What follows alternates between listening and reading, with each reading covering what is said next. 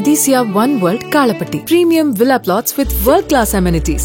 நம்ம கோயம்புத்தூர்ல அதிசயா அதிசயம் நடக்கும் நிச்சயமா.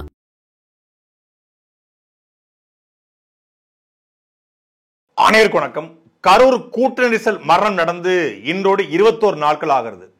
இந்த 21 நாட்கள்ல சரியாக 3 வாரத்துல தமிழ்நாட்டில் ஆட்சி மாற்றத்தை ஏற்படுத்த போகிறோம்.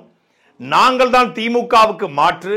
இந்த 2026 தேர்தல் டிஎம்கேவா டிவிகேவா அப்படின்னு தான் இருக்க போகுது என்று கர்ச்சனை செய்த அந்த கட்சி எந்த நிலைமைக்கு மாறி இருக்கிறது என்று ஒவ்வொரு தமிழ்நாட்டு மக்களுக்கும் தெரியும். ஒரு கட்சியில ஒரு நபர் தலைமறைவாகலாம், ஆனா ஒரு கட்சியே இங்கே தலைமறைவாகி இருக்கிறது. இப்போது வரைக்கும் விஜய் அவர்கள் கரூர் செல்ல இருப்பதாக தகவல். விஜய் கரூருக்கு அக்டோபர் 17 செல்ல இருப்பதாக தகவல். விஜய் கரூரில் தனியார் மண்டபத்தில் மக்களை சந்திப்பதாக தகவல். விஜய் பனையூருக்கு மக்களை வரவைப்பதாக தகவல். புஷி ஆனந்த் வெளியே வருவதாக தகவல். நிர்மல் வெளியே வருவதாக தகவல். ராஜ்குமார் இப்படி பேசியிருப்பதாக தகவல். இப்படி தகவல் சொல்றாங்களே ஒழிய அந்த தகவலை யாரு கொடுக்குறாங்கன்னு சொல்ல.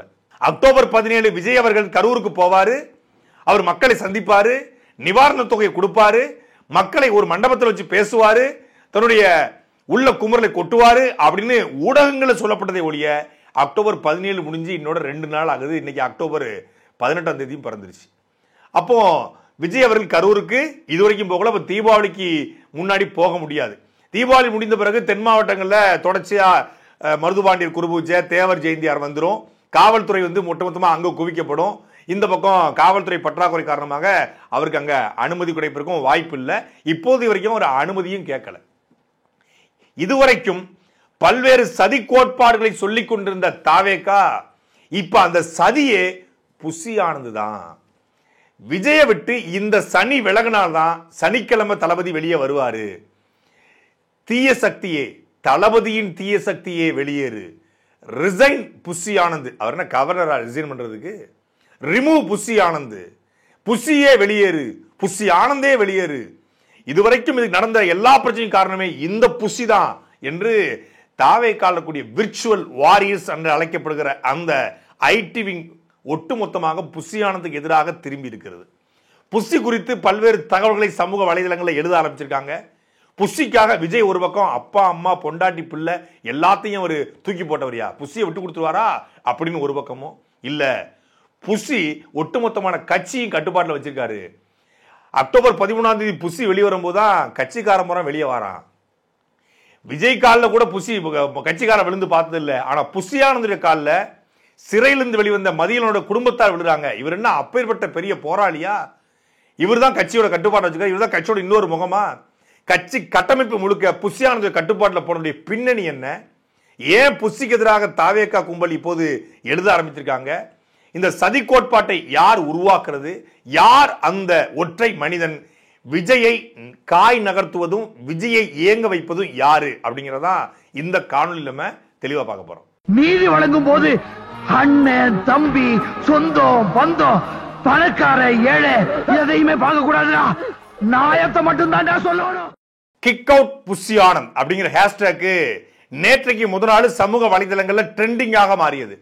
இந்த கிக் அவுட் புஷி ஆனந்த் அப்படிங்கிற இந்த ஹேஷ்டேக்கை யார் போட்டான்னா, கடந்த ஓராண்டு காலமாக தாவேகாவிற்காக விர்ச்சுவல் வாரியர்ஸாக செயல்பட்ட விஜயினுடைய பரம ரசிகர்கள். இந்த ரசிகர்கள் தான் புஷி ஆனந்த கொண்டாடுறாங்க. இந்த ரசிகர்கள் தான் இப்போ கிக் அவுட் புஷி ஆனந்த் அப்படிங்கிற இந்த ஹேஷ்டேக்கை போட ஆரம்பிச்சிருக்காங்க. இது போடுறதுக்கான இது முக்கியமான காரணம் என்னன்னா, தாவேகாவுடைய தலைமை செயலகம், அதாவது அவங்களுடைய தலைமை அலுவலகம் பனையூர்ல இருக்கு இல்லையா, அந்த அலுவலகத்திற்கு கிட்டத்தட்ட 16 நாட்கள் கழித்து மரியாதைக்குரிய புஷி ஆனந்த் அவர்கள் வந்தாரு. 14 நாட்கள் சிறையிலிருந்து வெளிவந்த கரூர் மதிய குடும்பத்தார்களும் வர்றாங்க. இந்த குடும்பம் புஷி ஆனந்தோட காலில் போய் விழுந்த ஒரு புகைப்படத்தை ஏதோ ஒரு ஊடகம் ஒளிஞ்சிருந்து கேமரால படம் முடிச்சு வெளியே போட்டுருச்சு. இதை பார்த்து ஒட்டுமொத்தமான சமூக வலைதள மற்ற கட்சிகள், ஏனியா நீ மற்ற கட்சியை கொத்தடிமைங்கிற, ஊப்பிங்கிற, அடிமைங்கிற, நீ என்ன பண்ணிக்கிட்டு இருக்கிற? ஒரு கட்சியுடைய பொதுச் செயலருக்கார ஒரு மாவட்ட செயலர் எதுக்கு விடணும்? அதுவும் பொது வழியில ஒரு கல்யாண நாள், ஒரு காது குத்து, ஒரு திருமண நாள், ஒரு முக்கியமான நல்ல நிகழ்ச்சினா ஒரு பெரிய மனுஷன் காலில் விழுறது தப்பு கிடையாது. ஆனா இவர் பெரிய மனுஷனும் கிடையாது, இங்க கல்யாண நாளும் கிடையாது, சிறையிலிருந்து வெளியே வந்து இவர் என்ன ஜட்ஜு கால கூட விட வேண்டிய தேவையில்லை, வழக்கறிஞர் கால கூட விட வேண்டிய தேவையில்லை, அவங்களோட ஃபீஸ் கொடுத்தா போதும். ஆனா இவரு காலில் விழுந்தது தான் ஒட்டுமொத்தமான இந்த தாவேக்காவோட விச்சர் வாரியல் ட்ரிகர் ஆனதுக்கான காரணம். ஏன் விடணும்? அப்ப இது வரைக்கும் மண்டைக்குள்ள ஒழிச்சுக்கிட்டு இருந்த மணியை மொத்தமா இறக்க ஆரம்பிச்சிட்டாங்க.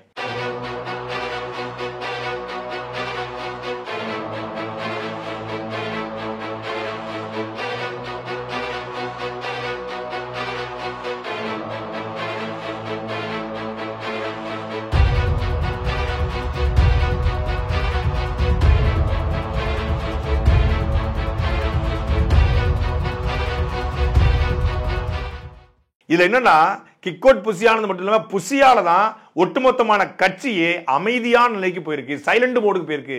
ஏன்னா மொத்த கட்சியும் யாரு கட்டுப்பாட்டில் இருக்குன்னா புசியானது கட்டுப்பாட்டில் இருக்கு. கடந்த 20 ஆண்டு காலமாக விஜய் இந்த ரசிகர் மன்றம் வச்சிருந்தாரு, அதை மக்கள் இயக்கமா மாத்தினாரு.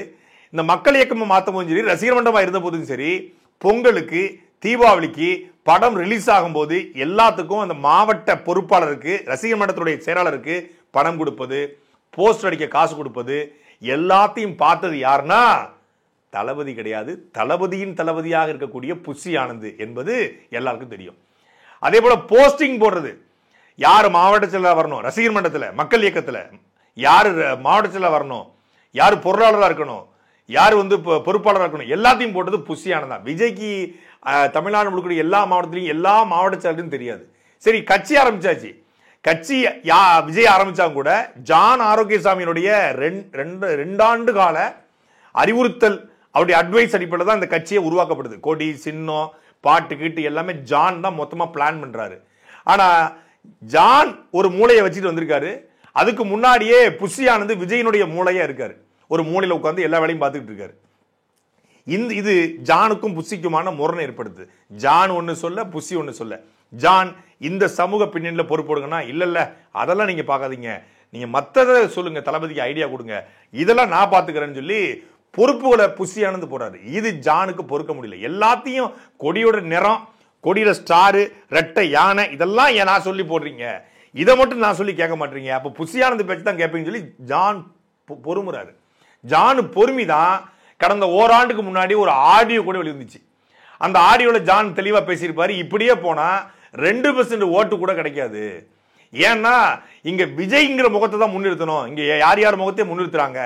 அப்படி விஜய்க்கு இணையாக புசி ஆனந்துடைய புகைப்படம் போடப்படுது. விஜய் வருகைக்கு எப்படி தொண்டர்கள் ரசிகர்கள் வந்து ஏர்போர்ட்ல காத்திருக்கானோ அப்படி புசி ஆனந்துக்கும் காத்திருப்பான். மதுரையில எல்லாம் அவர் வந்து வரும்போது 40 ஃபார்ச்சுனர் கார்ல கூட்டு போறாங்க. அதே போல ஆட்டோல புசி ஆனந்த், விஜய்க்கு இணையா புசி ஆனந்த் போட்டாங்க. அப்புறம் ஜான் எல்லாம் போய் ரிப்போர்ட் பண்ண பிறகு அவரே வந்து கத்தியை வச்சு கட் பண்ணி எடுத்துட்டு போனாரு. யோ போடாதீங்கயா, தளபதி தான் நமக்கு எல்லாமே, நம்ம தளபதி தான் முகவரி அப்படின்னு. அதாவது திமுக கூட அண்ணாதுரை கட்சி ஆரம்பிச்சாரு. அண்ணாதுரை கட்சி ஆரம்பிச்சு அண்ணாதுரை கூடவே பயணப்பட்டு கொஞ்ச காலம் அப்படியே நைஸ் போல இருந்து போராட்டங்களில் ஈடுபட்டு தான் கலைஞர் கருணாநிதி அண்ணாதுரை இறந்த பிறகு அண்ணா என்னையத்தான் முதலமைச்சராக சொல்லியிருக்காரு, கொஞ்சம் எல்லாரும் உதவி செய்யுங்க அப்படின்னு எதுவுமே கேட்கறதுக்கு முன்னாடி இவரே கேட்டுட்டு முதலமைச்சர் ஆனாரு. அண்ணாவுக்கு அப்புறம் கலைஞர்னு வந்துச்சு. இங்க விஜயண்ணா அவரே இன்னும் அண்ணாவா மாறல.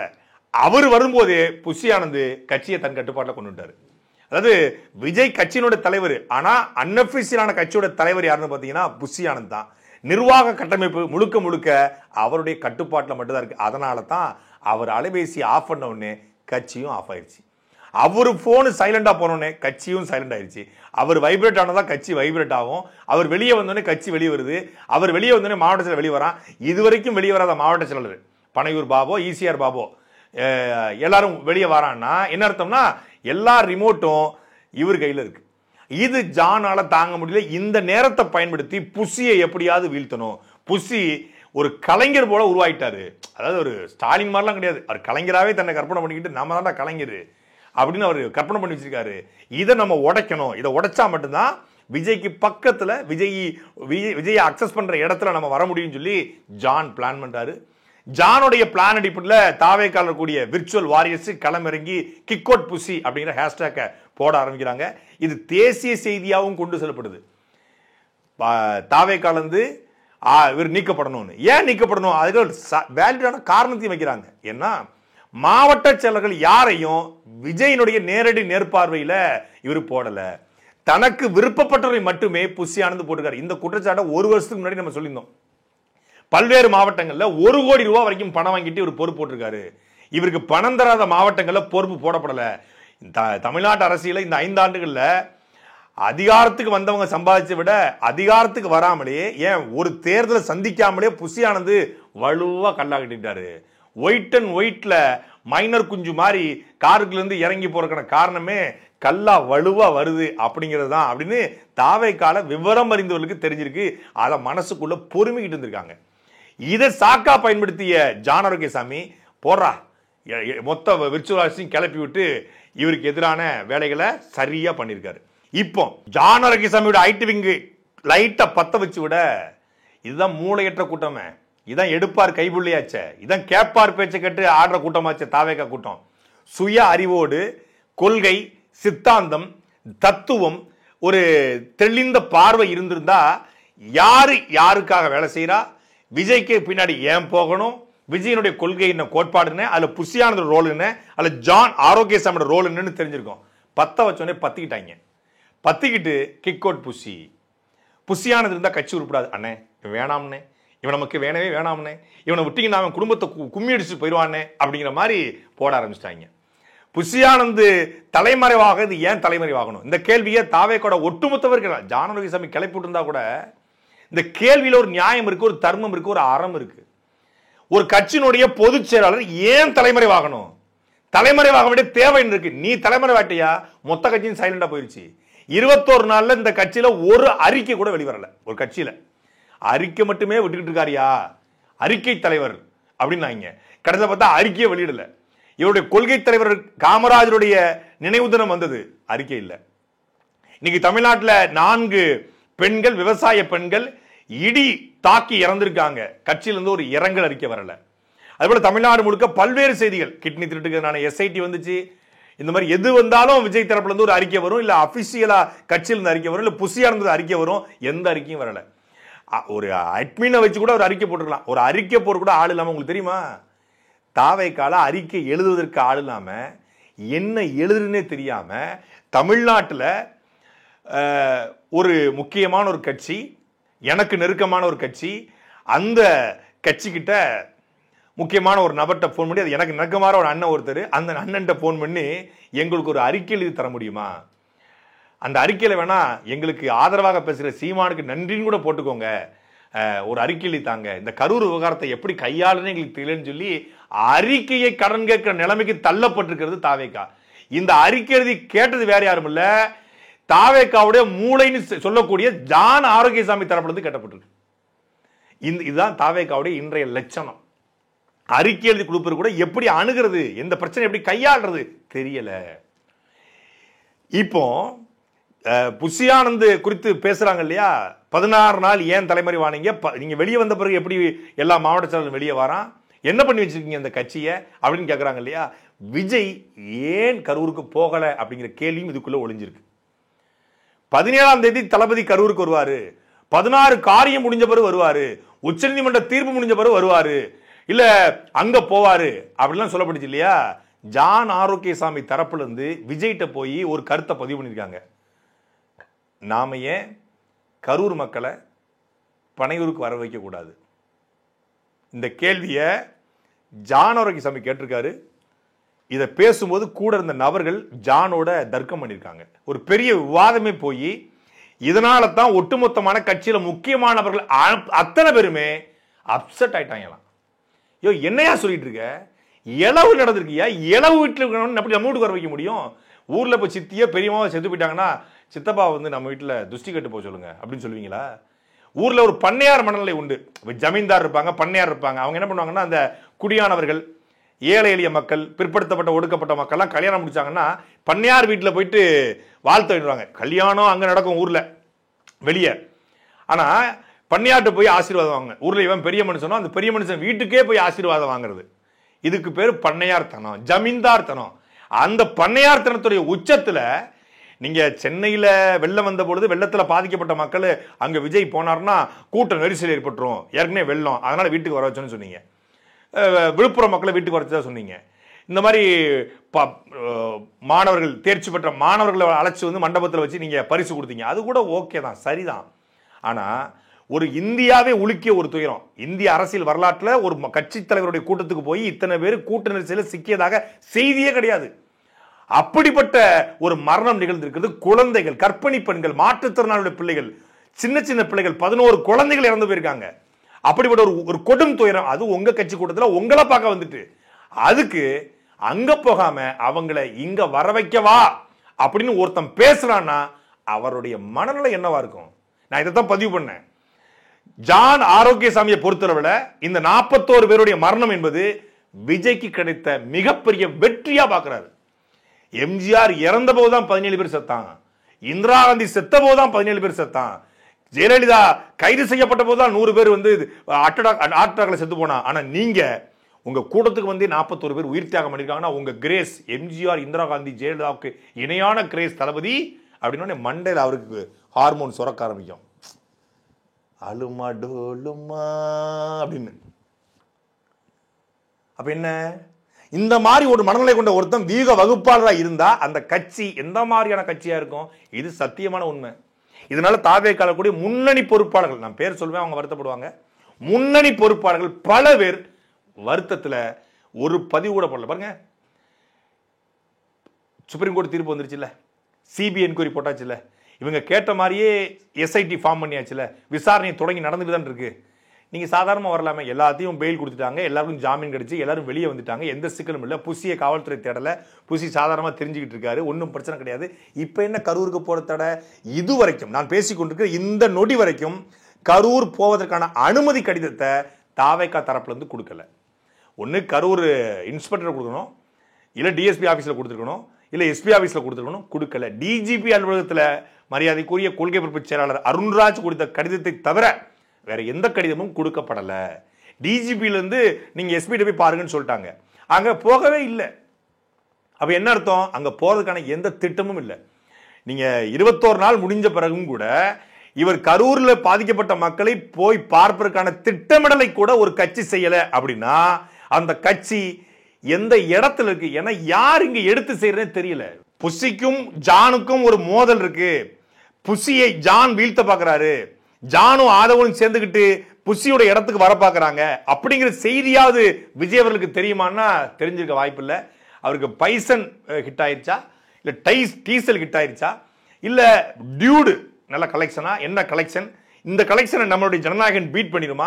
சரி, தீபாவளி ரேஸ்ல நம்ம இல்லாம போயிட்டுமே அப்படித்தான் அவர் நினைச்சிட்டு இருக்க வாய்ப்பு இருக்க ஒழிய இதை பத்தி அவர் ஃபீல் பண்றதுக்கான எந்த வாய்ப்பும் இல்லை. ஏன்னா எந்த செய்தியும் சொல்லுகிற இடத்துல எவரும் அங்கே இல்லை. இந்த கரூர் சம்பவத்துக்கு பல பேர் பல காரணங்களை சொன்னாங்க. நான் முதல் நாள் இருந்து சொல்லிட்டு இருக்கேன், விஜய் கட்சியினுடைய கட்டமைப்பு இல்லாமல் போனதுக்கு தான் இந்த கரூர் துயரத்துக்கு மிக முக்கியமான காரணம். கட்டமைப்புன்னு ஒன்று இருந்திருந்தா வர்றவனை அவன் ஃபில்டர் பண்ணியிருப்பான். அதாவது ஒரு 100 பேருக்கு ஒரு ஆளாவது நின்றுப்பான். அவன் ஒரு ஒன்றிச்சலனா அந்த ஒன்றிச்சலர் ஒரு கூட்டத்தை கூட்டுருவான், அவன் ஆர்கனைஸ் பண்ணுவான்.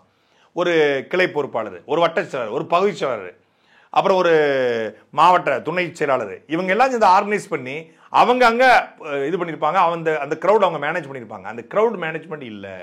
தாந்தோண்டித்தனமாக தன்னிச்சையாக தற்செயலாக வந்த கூட்டம் என்பதனால இதை மேனேஜ்மெண்ட் பண்ணவில்லை. இந்த பிழையை சரி செய்யாம தாவேக்கா இனி எத்தனை கூட்டம் போட்டாலும் இந்த பிழை தொடர்ந்து கொண்டே தான் இருக்கும்.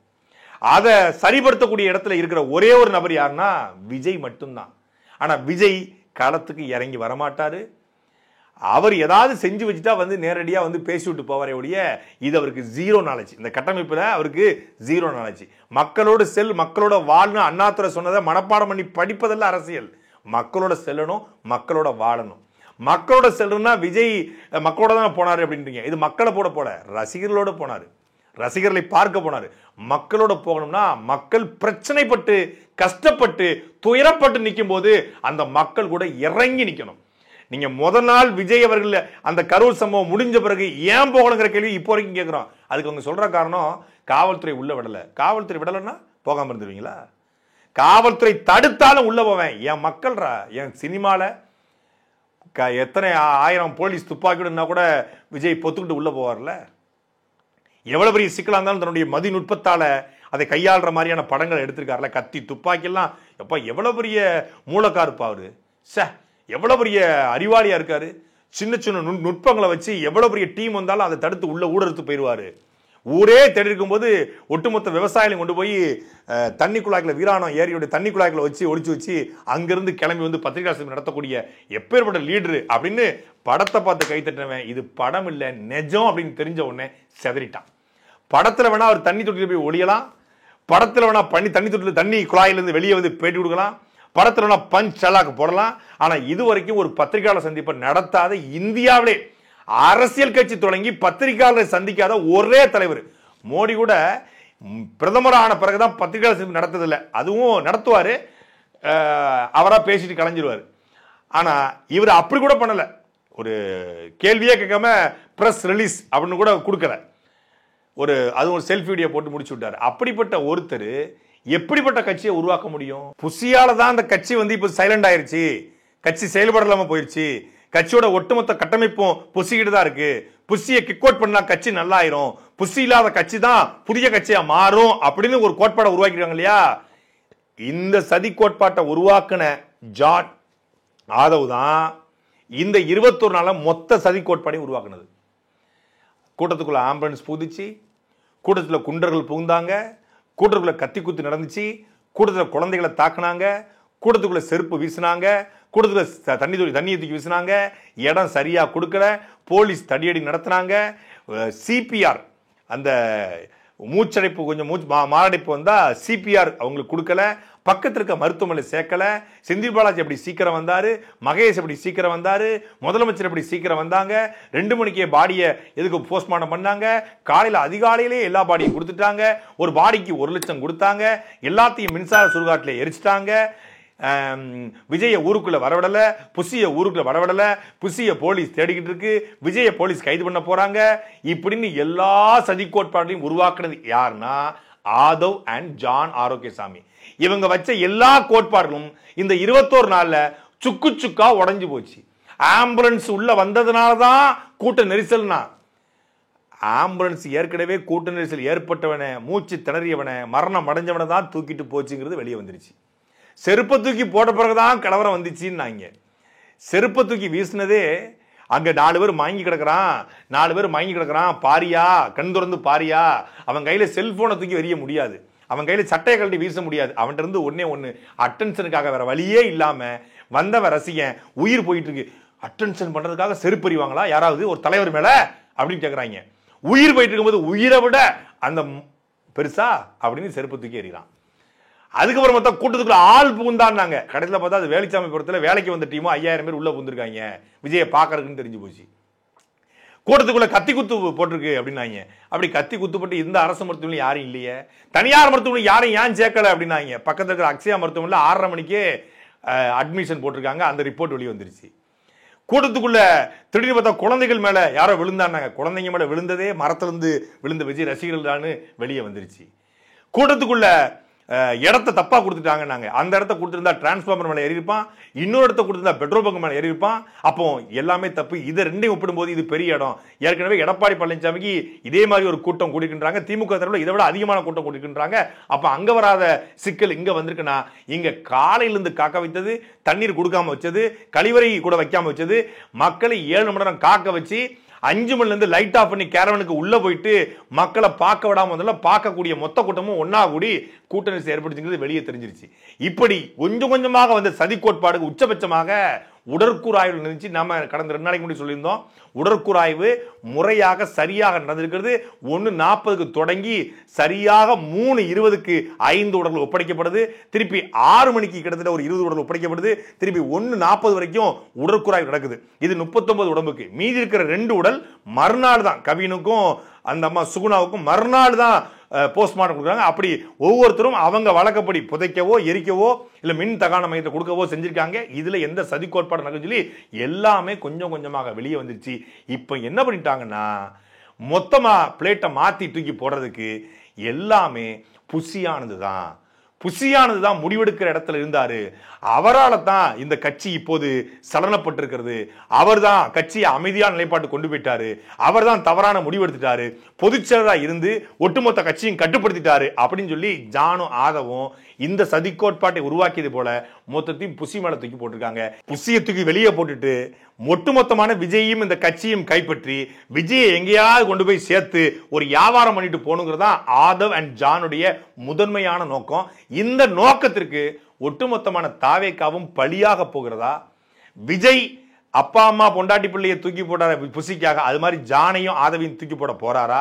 என்ன ஆக போகுது அப்படிங்கிறது இப்ப இருக்கிற கேள்வியாக மாறி இருக்கிறது. ஆனா என்னவா இருந்தாலும் 21 நாட்கள் கழித்தும் ஒரு கட்சி இன்ஆக்டிவ் மூட்ல இருந்து அது ஆக்டிவ் ஆகாம ஒரு பிரச்சனையை எதிர்கொள்ள தெரியாம இருக்கிற ஒரு கட்சி திமுகவுக்கு மாற்று, அதிமுகவுக்கு மாற்று, நாம் தமிழருக்கு மாற்று, எல்லா கட்சிக்கும் நாங்க தான் மாற்று, போட்டியே ஒன்னு டிஎம்கே ஒன்னு டிவிகே அப்படின்னு இங்க இருந்து இங்க வர்ற வரைக்கும் பேசினாரு. இதுதான் டிஎம்கேவுக்கும் டிவிகேவுக்கும் போட்டியா? ஒரு பிரச்சனைனா அந்த பிரச்சனை எதிர்கொள்ள தெரியல. இவன் எந்த அளவுக்கான ரசிகர்களை உருவாக்கி வச்சிருக்காங்க அப்படின்னா, சட்டமன்றத்தில் கூட்டத்தொடர் நடைபெறுது. சட்டமன்ற கூட்டத்தொடரில் கரூர் சம்பவம் குறித்து ஆளுங்கட்சி எதிர்கட்சி பேசுறாங்க.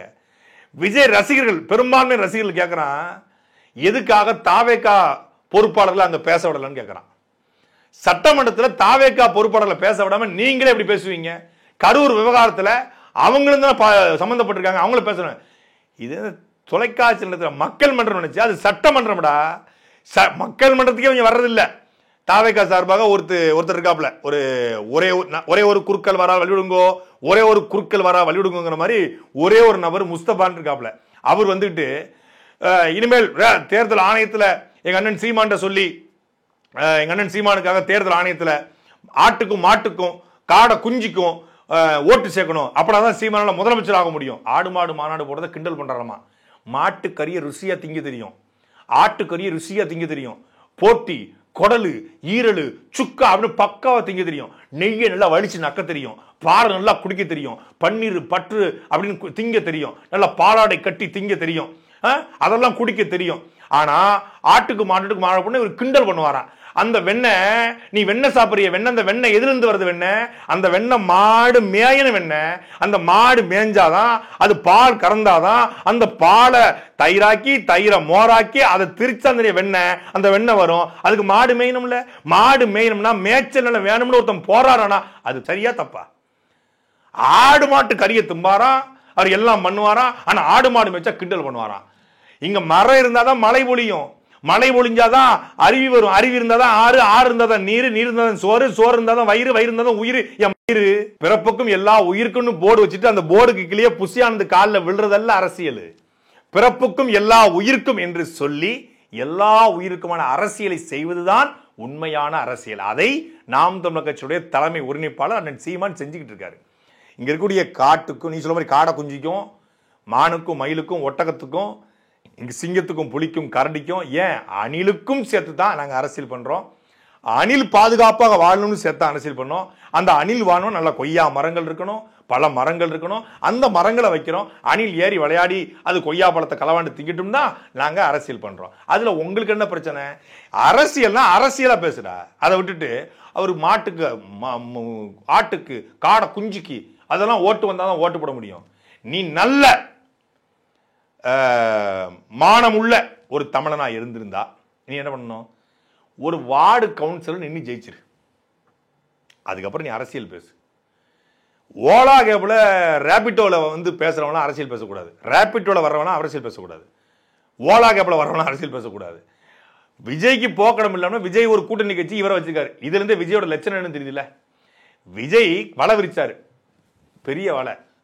அதுல வந்து சரி சுறா மீன் மாட்டோம், அதுல திமுங்கலை மாட்டோம், அதுல வந்து இறால் மாட்டோம், நண்டு மாட்டோன்னு பார்த்தா அதுல கடைசியில பார்த்தா ஒரு தவளை குஞ்சு வந்து மாட்டிருக்கு. அந்த தவளை குஞ்சு தான் அந்த முஸ்தபா.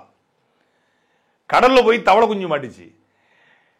நடிகர்கள் பூரா தன் பின்னால வருவான்னு பார்த்தா கடைசியில பார்த்தா தேனில இருந்து ஒரு சவுந்தர்னு ஒருத்தர் வந்திருக்காப்ல. அவதான் விஜய் கட்சியோட லட்சணம். விஜய் ஆதரிக்கிற ஆட்களோட லட்சணத்தை போய் பாருங்க. தேனி சவுந்தர், கூட்டணி கட்சி முஸ்தபா, கொள்கை பொறுப்பாளர் லைலா மணி. இந்த கட்சியோட லட்சணம் தெரியல. மாவட்ட செயலாளர் யாரு? லெப்ட் பாண்டி. இதுதான் இவங்க கட்சியோட லட்சணம். இவங்களை எதிர்த்து நம்ம பேசுறதே நம்மளுடைய வாழ்நாள் அவமானமா நான் கருதுறேன். விஜய பேசினா 2 லட்சங்கிறான். விஜய பேசுறது சத்தியமா யுக்தமா பேசுறேன், கண்டென்ட் இல்லாம தான் பேசுறேன். இந்த கண்டென்ட் இல்லாமலும் இந்த நாட்டுக்கு ஒரு பெரிய தீங்கு வந்துடக்கூடாது. இது ஒரு தமிழ்நாட்டினுடைய சாபக்கேடு. ஒரு கட்சி வளரும் போதே நஞ்சு செடியா வளருது. கொலையில் கொடியோனை வேந்தொருத்தல் பைங்கூல் களை கட்டதனோடு நிகர் என்று வள்ளுவர் பாடுறாரு. நாம தான் விளைக்கிறோம், விவசாயம் செய்யறோம், நாம தான் உரம் போடுறோம், நாம தான் தண்ணி பாய்ச்சுறோம், நல்லா நல்லா முளைச்சு வருது. நல்லா நெல் பயிர் முளைக்கும் போதே 4-5 களைச்செடியும் வருது. நாம தண்ணி பாய்ச்சது நானே, நாம உரம் போட்டது நானே, நம்ம ஊருக்காரன் தானே, நம்ம தமிழன் தானே, நம்ம பசங்க தானே, நம்ம ரசிகர்கள் தானே, நம்ம ஊருக்காரன் தானே பார்த்தா அவன் விசச்செடியா வளர்றான். களைச்செடி ஒரு நெல்லிச்செடி பக்கத்துல வளர்ந்தா ஒட்டுமொத்தமா அந்த நெல்லிச்செடி அந்த களைச்செடி ஆக்கிரமிப்பது போல கொலையில் கொடியோனை வேந்தறுத்தல் பைங்கூல் களை கட்டவனோட நேர் என்பதை போல இந்த விசச்செடி ஒட்டுமொத்த நாடு முழுக்க பரவுனா அது பெரிய தீங்கா அரசியலுக்கு மாறிடும். இப்பதான் அரசியல் சாக்கடை கொஞ்சம் பூக்கடையா மாறுது. இந்த பூக்கடையும் மீண்டும் சாக்கடையா மாறிடக்கூடாது என்பதற்காகத்தான் நாம இத்தனை கேள்விகளை, இத்தனை விமர்சனத்தை, இவ்வளவு செய்திகளை இந்த தாவேகா குறித்து பேசுறோம். இல்லைன்னா அங்க யாருமே பேசுறதுக்கு இல்லை. உலகத்திலே உச்சபட்ச கொடுமை ஒருத்தனை அடிச்சா திருப்பி அடிக்க மாட்டான்னு தெரிஞ்சு அடிக்கிறது. தாவேக்கால நம்ம பேசுற கேள்விக்கு எவன்டையும் பதிலே இல்லை. நாம கேள்வி கேட்டா கதறு கதறு, ஏப்பா விஜய் ஏன்பா கரூருக்கு போல, கதறு கதறு, என்னப்பா புசியானது 14 தலைமுறை இருக்காரு, கதறு கதறு, என்னப்பா சிபிஐ வேணான்னு சொன்னீங்க, இப்போ சிபிஐ கொண்டாடிட்டு இருக்கீங்க, கதறு கதறு, என்னப்பா எஸ்ஐடியில் தமிழ்நாட்டை சேர்ந்த அதிகாரிகள் போடாமல் வட இந்திய அதிகாரிகள் போட்டிருக்காங்க, கதறு கதறு, என்னப்பா தளபதி 20 லட்சம் கொடுப்பண்ணாரு, கரூரே தத்திருக்க போறேன்னு சொன்னீங்க, ஒரு குடும்பத்துக்கு 5000 சொன்னீங்க, கதறு கதறு, என்னப்பா இது ஒரு கூட்டத்தில் இவ்வளவு பேர் கொடுக்க தண்ணி கொடுக்கல, கதறு கதறு, ஏன் டாய்லெட் வைக்கல, கதறு கதறு, பெண்களுக்கு பாதுகாப்பு இல்லை, கதறு கதறு, எல்லாத்துக்கும் கதறு கதறு, போடா பதறு பதறு. ஒண்ணு மட்டும் உறுதி, இந்த சம்பவத்தின் மூலமாக விஜயனுடைய தலைமை பண்பு எப்படிப்பட்டது அப்படிங்கிறது தெரிய வந்திருக்கு. அதனாலதான் சென்னை உயர்நீதிமன்ற நீதிபதி அவருக்கு தலைமை பண்பு இல்லை அப்படிங்கிற வார்த்தையை பதிவு பண்ணாரு.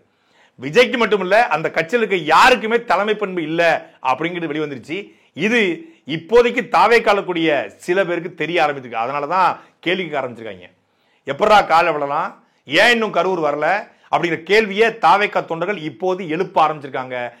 அவங்க மனதுக்குள்ள எழுந்து கொண்டிருக்கிற அனல் கொஞ்சம் கொஞ்சமாக வெளியே பொங்கி கொண்டிருக்கிறது. இதெல்லாத்தையும் தாண்டி விஜய் கரூர் செல்வார், கரூர் செல்ல திட்டமிடுகிறார், விஜய் பனையூர் பட்டினப்பாக்கம் போய் ஆலோசனை செய்கிறார், இது எல்லாமே உருட்டு தான்.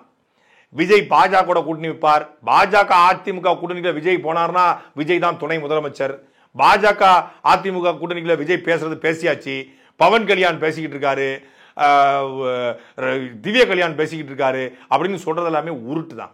அதே போல விஜய் காங்கிரஸ் கூட சேர்ந்து காங்கிரஸ் ஓட்டுகளை பிரிச்சு திமுகவை வீழ்த்தி அதிமுகவை மேல தூக்கி விஜய் எதிர்கட்சி ஆகி அதிமுகவை 3க்கு தள்ளி, நாம் தமிழர் திமுகவை 3க்கு தள்ளி, நாம் தமிழர் 4க்கு தள்ளி, விஜய் 2க்கு தள்ளி, அதிமுக 1க்கு தள்ளி ஓரமா உட்காந்து 1 கடிக்க விட்டுருவாரு அப்படின்னு சொல்றது எல்லாமே ஹம்பக்கு உருட்டு. விஜயை பொறுத்தவரை விஜயை போல ஒரு சுயநலவாதி யாருமே இல்லை என்பதை மோடி, அமித்ஷா தொடங்கி எடப்பாடி ஸ்டாலின் எல்லாருக்கும் விரைவில் அவரே காட்டுவார். அவர் இவங்க எல்லாரும் அவரை பயன்படுத்திக்கலாம், கரூர் விவகாரத்தை பயன்படுத்தி விஜய் நமக்கு பயன்படுத்திக்குவோம். விஜய் எல்லாத்தையும் பயன்படுத்திட்டு இருக்காருங்கிறது யதார்த்தமான உண்மை. இப்போதைக்கு தாவேக்கா எடுப்பார் கைப்பிள்ளையாக மாறி இருக்கிறது. அவங்களுக்கு ஆதரவு இல்லை. அதனால யார் ஆதரிச்சாலும் அவங்க குழந்தை யார் பிஸ்கட் கொடுத்தாலும், யார் ரொட்டி துண்டு கொடுத்தாலும், யார் சாக்கை கொடுத்தாலும் வாங்கி சாப்பிடுவது போல இப்போ யார் அவங்களுக்கு ஆதரவு பார்த்தாலும் நல்லா பேசுறாயா மலை, நல்லா இருக்கியா மலை அப்படின்னு போயிடுறாங்களே ஒழிய தாவேக்கா கட்சிக்கு இப்போதைக்கு தலைமை இல்லாமல் தான் இருக்கிறதுங்கிறதா யதார்த்தம் உண்மை. ஆனா விஜய், இந்த சுயநலவாதி என்கிற விஜய், இதையும் இந்த கரூர் சம்பவத்தையும் எப்படி அரசியலாக்கலாம், எப்படி ஓட்டாக்கலாம் அப்படின்னு தான் சிந்திப்பாரே ஒழிய அவர் பாஜக, காங்கிரஸ் இதையெல்லாம் அவர் பயன்படுத்திட்டு இருக்காரு அப்படிங்கிறதா யதார்த்தமான உண்மை. இந்த தேர்தலில் விஜய் என்கிற சுயநலவாதியினுடைய மொத்த பிம்பமும் சுக்கு சுக்கா உடையும். அவர் தனிச்சு நின்னா மட்டும்தான் அந்த பிம்பம் காலியாகும். சாட்டை எடுத்து நாட்டை திருத்து.